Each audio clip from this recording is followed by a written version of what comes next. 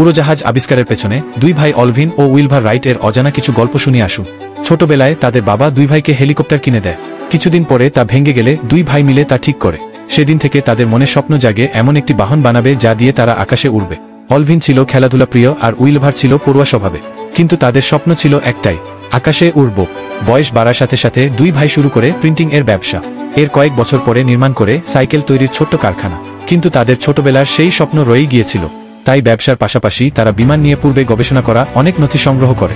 অনেক বছর সাধনার পরে দুই ভাই 5 ফুট উচ্চতার একটি ঘুড়িতে পাখা লাগিয়ে ওড়ানোর চেষ্টা করে, যা মাত্র 12 সেকেন্ড উড়ে।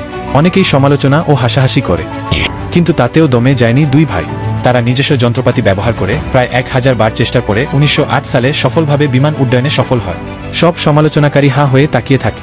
অরভিল তার বাবাকে নিয়ে যখন 300 ফুট উপরে ওঠে, তার বাবা আবেগে বলতে থাকে আরও উপরে ওঠ। সন্তানদের নিরাপত্তার কথা ভেবে তাদের বাবা তাদের প্রতিজ্ঞা করিয়েছেন যে তারা দুই ভাই একসঙ্গে বিমান উড়াবে না।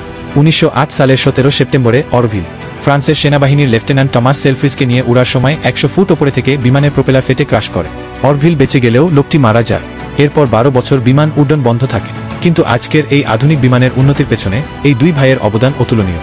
এমন অজানা গল্প শুনতে সাবস্ক্রাইব করে পাশে থাকুন।